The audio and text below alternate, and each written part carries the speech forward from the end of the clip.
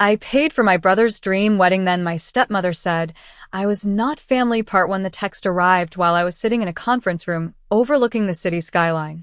Outside the glass walls, rain streaked down the windows in long silver lines. Inside, I was reviewing the final invoice for my brother's wedding. $35,000.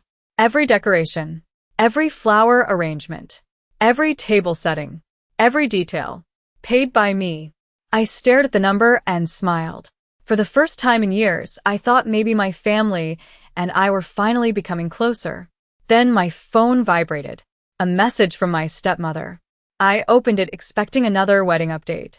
Instead, I read 7 words that changed everything. You do not need to come anymore. I blinked. Read it again. Then again. Surely there had to be some mistake. I typed back immediately. What do you mean? The reply came less than 10 seconds later. The bride's family prefers real family only. For a moment I forgot how to breathe. Real family. I was the person paying for the wedding. I had spent nearly a year helping organize every detail. I had covered expenses nobody else could afford. And somehow I was not considered family. What my stepmother did not know was that every contract for the wedding venue was still under my name. And the ceremony was only 2 days away. My name is Olivia Carter. I am 34 years old. I own a technology consulting company in Chicago. Most people who meet me think I have everything figured out. A successful business. A beautiful apartment. Financial security. What they do not see is the 20 years I spent trying to earn love from people who should have given it freely. It started when I was 11. That was the year my mother died. Cancer. Fast. Brutal. One day she was helping me with homework. 6 months later she was gone. My father never recovered. At least that is what I told myself for years. The truth was much uglier. A year after my mother's funeral, he married Sandra, my stepmother. Sandra arrived with a bright smile and a son named Ethan who was 2 years younger than me. At first she seemed kind. She baked cookies. She bought me birthday presents. She told everyone. She loved me like her own daughter. It took several years before I realized those words were only for show. The rules in our house slowly changed. Whenever Ethan wanted something, he got it. Whenever I wanted something, I was told to be understanding. Whenever there was only enough for one person, I was expected to sacrifice. You are older. You are stronger. You should set an example. That became the soundtrack of my childhood. When Ethan broke a lamp, I was punished because I should have been watching him. When Ethan failed classes, I was expected to tutor him. When Ethan wanted my laptop, I was told sharing was important. Every sacrifice came from me, never from him. At 14, I got my first part-time job. I stocked shelves at a grocery store after school. The money was supposed to help me save for college. Instead, most of it disappeared into household expenses. Dad would ask for a little help. Sandra would remind me how hard things were. I always said yes, because I believed families helped each other. When I turned 18, I earned a scholarship to one of the best universities in the state. I was excited, proud. For the first time, I felt like my future belonged to me. Then Ethan announced he wanted to attend a private college across the country. The problem was that nobody could afford it. One night, my father sat me down at the kitchen table. He looked exhausted. Sandra looked worried. Ethan looked hopeful. They explained that Ethan had dreams.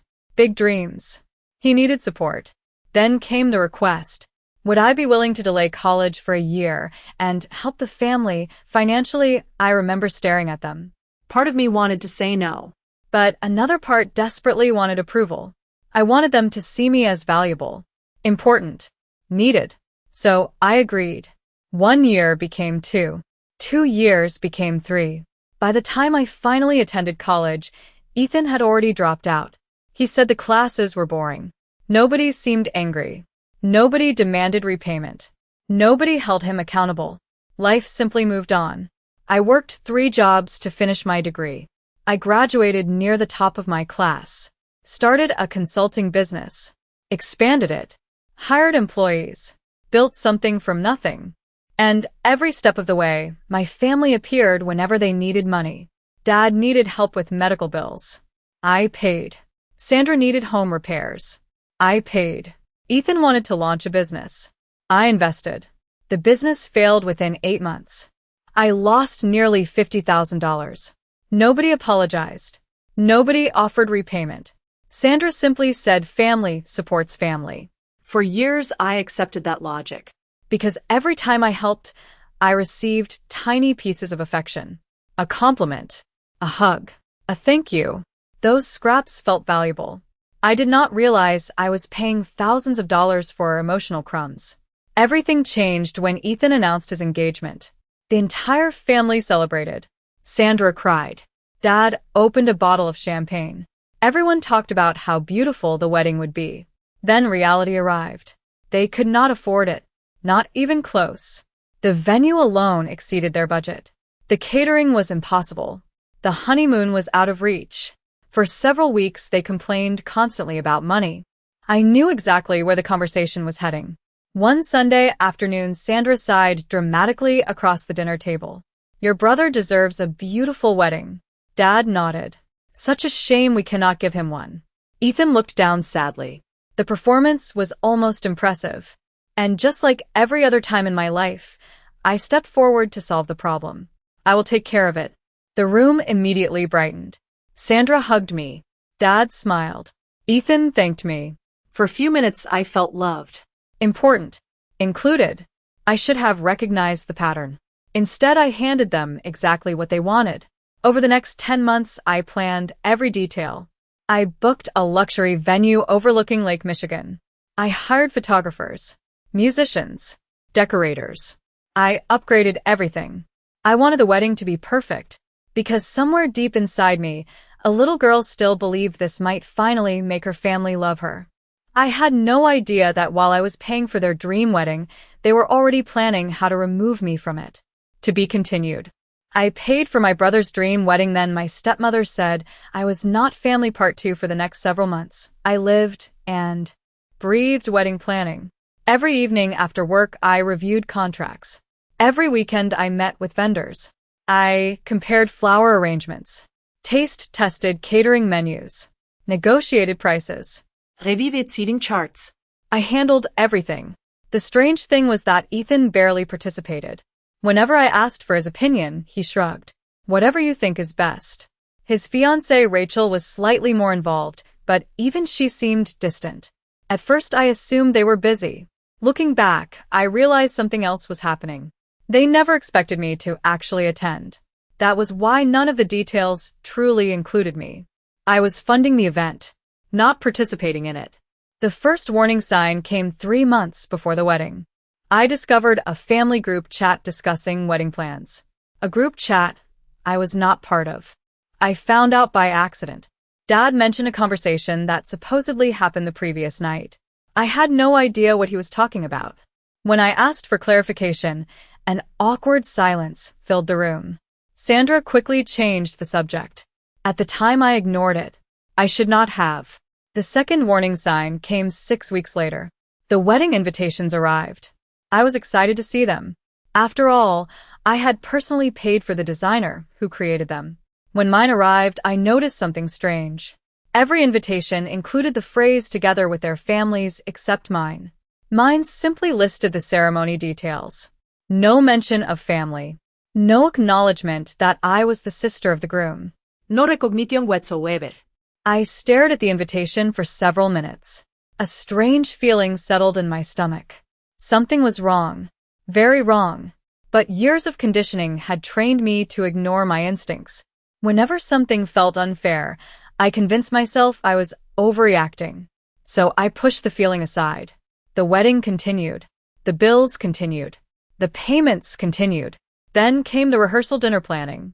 Sandra insisted only immediate family should attend. I laughed. Of course I would attend. I was immediate family. Sandra smiled strangely. Then she changed the topic. That expression stayed with me for days. Now I understand why. The truth was already decided. I simply had not been informed yet. 2 days before the wedding, I was sitting in a conference room finalizing the last payment. Everything was complete. The venue was booked. The honeymoon was paid. The decorations were confirmed. Every vendor had been compensated. That was when Sandra sent the text. You do not need to come anymore. The bride's family prefers real family only. Real family. The words echoed inside my head. I called her immediately. Straight to voicemail. I called Dad. Voicemail. I called Ethan. Voicemail. 3 calls. 3 rejections. My hands started shaking. I sent another text. What is going on? Nobody answered. 10 minutes later I tried again. Still nothing. An hour passed. Nothing. The silence felt deliberate, cruel, calculated. I left the office and drove home in a daze. Rain hammered against my windshield. Traffic crawled. The entire city looked gray and distant.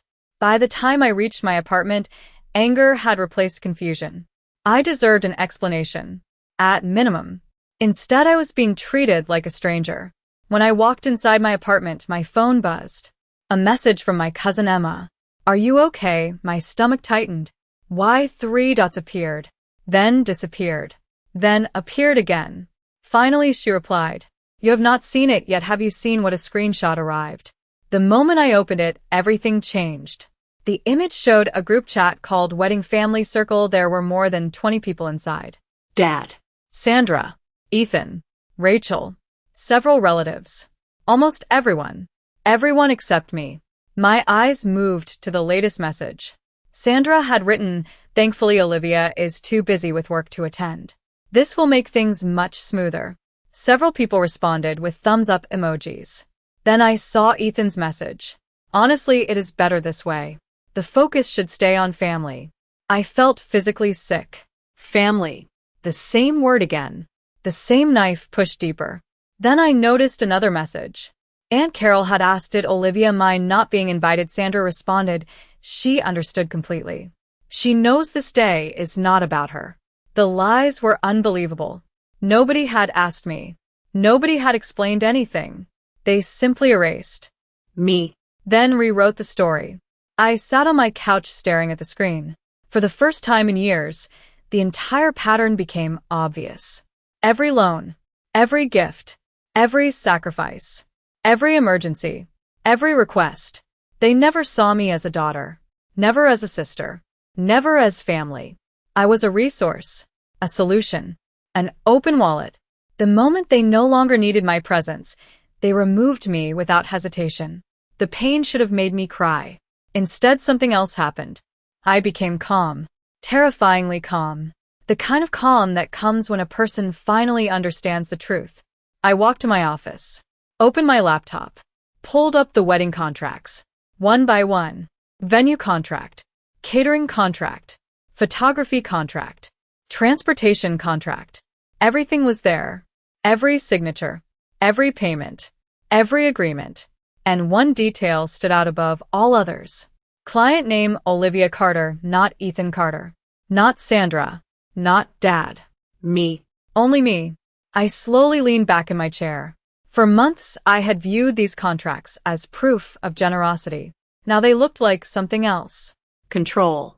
The venue agreement contained a cancellation clause. Full cancellation was impossible, but modifications remained allowed until 48 hours before the event. I checked the clock. 47 hours and 12 minutes remained. A small smile appeared on my face. For the first time since receiving Sandra's message, I felt completely in control. If they wanted a wedding without me, that was their choice. But if they wanted a wedding funded by me after treating me like garbage, that was an entirely different conversation. I picked up my phone, found the number for the venue manager, and pressed call. To be continued. I paid for my brother's dream wedding. Then my stepmother said I was not family. Part 3. The phone rang twice. Then a cheerful voice answered. Good afternoon, Lakeside Grand Events. This is Monica speaking. How may I help you today? I took a slow breath. My voice sounded calm, much calmer than I felt. Hello, Monica. This is Olivia Carter. I am calling regarding the Carter wedding scheduled for Saturday. One moment, please. I heard typing on the other end. Then her tone brightened. Of course, Ms. Carter. Everything is ready. It is going to be a beautiful event. I stared out the window at the dark Chicago skyline. I am sure it would have been. Monica continued. Is there anything you need? Yes. Actually, there are several changes. A brief pause followed. Certainly. What kind of changes? I opened the contract in front of me. First, I would like to cancel the premium floral package. The silence lasted half a second. Then typing resumed. Okay. That can still be modified. Anything else? Yes. Remove the imported roses. Replace them with the standard package. Another pause. Done. I felt a small wave of satisfaction. Good. Next. Cancel the crystal stage design. Replace it with a basic ceremony setup. More typing. Done. What else? I continued down the list. Luxury lighting. Gone. Live orchestra. Gone. Premium champagne service. Gone. Designer centerpieces. Gone. Every unnecessary luxury disappeared one item at a time. Thousands of dollars evaporated from the invoice. Monica never questioned me. Why would she? The contract belonged to me. Legally, I was the client. Finally, we reached the biggest expense. The ballroom. The venue included 3 different event spaces. The grand ballroom, the lakeside terrace, and a much smaller reception hall. I cleared my throat. I would like to move the reception from the grand ballroom to Hall C. Silence. A much longer silence. Ms. Carter, are you sure Hall C only accommodates 80 guests? I glanced at the guest list. Originally, there were nearly 300 attendees. Perfect. Hall C will work. Another pause. Then Monica spoke carefully. I can process the change if you wish. Please do. A few more keyboard clicks echoed through the line. Done. Anything else? I smiled. Actually, yes. Remove the luxury transportation package. Cancel the bridal suite. Cancel the executive guest accommodations. Cancel everything except the ceremony itself. When she finally finished recalculating the contract, the total savings exceeded $27,000. Nearly all of it would be refunded directly to me. Monica cleared her throat. Everything has been updated. Would you like confirmation emailed? Yes, please. And Monica, yes, do not discuss these modifications with anyone except me. Of course. You are the primary client. The call ended. For several seconds, I simply sat there. The room was completely silent. No guilt. No panic. No hesitation. Just peace. For the first time in my life, I was protecting myself instead of rescuing everyone else. The next day passed quietly. Nobody from my family contacted me. Not Dad. Not Sandra. Not Ethan. Nothing. Apparently, they still believed I would simply disappear. They thought they had won. That evening, another message arrived from Cousin Emma. You are not going to believe this. I stared at the screen. What now? She immediately sent several screenshots. My stomach tightened as I opened them. The family group chat was active again. Sandra had posted photos of the wedding venue. She was showing everyone pictures of the ballroom, the luxury decorations, the lake view, the massive dance floor, everything I had originally paid for. Her caption made my jaw tighten. We worked so hard to create the perfect wedding. We are blessed. We. Not me. Not Olivia. Not the person funding every single detail. We. Then Ethan responded. Rachel deserves the best. She has always been treated like family, unlike some people who only care about money. I stared at the message. For several seconds, I could not believe what I was reading. Unlike some people who only care about money.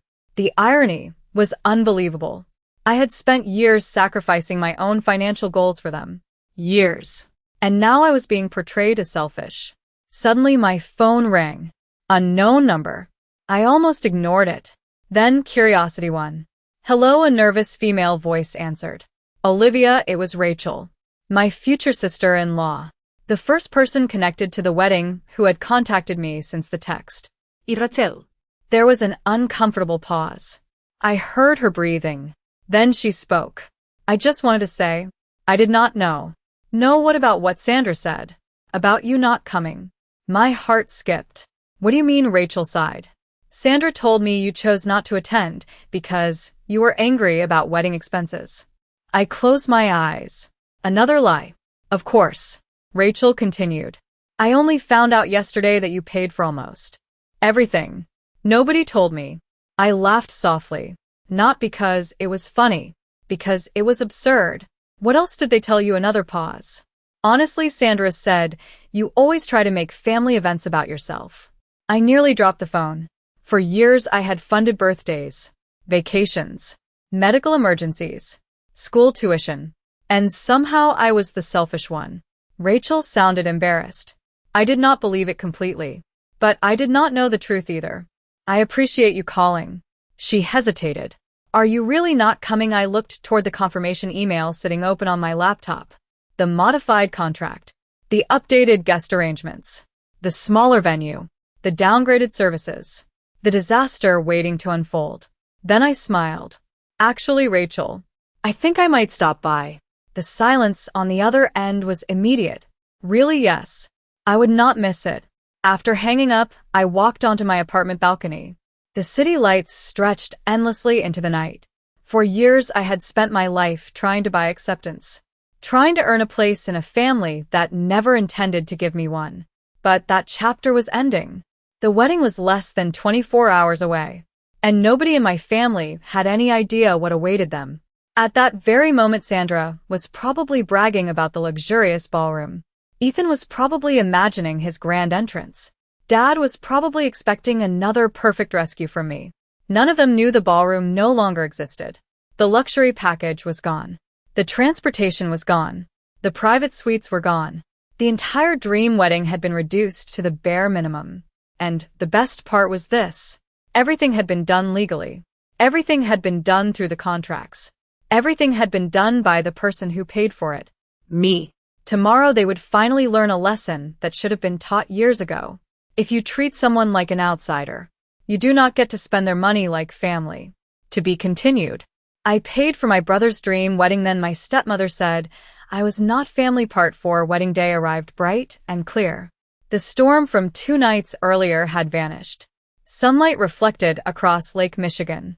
To most people it looked like a perfect day for a perfect wedding. I woke up surprisingly relaxed. No anxiety, no sadness, no guilt. Just curiosity.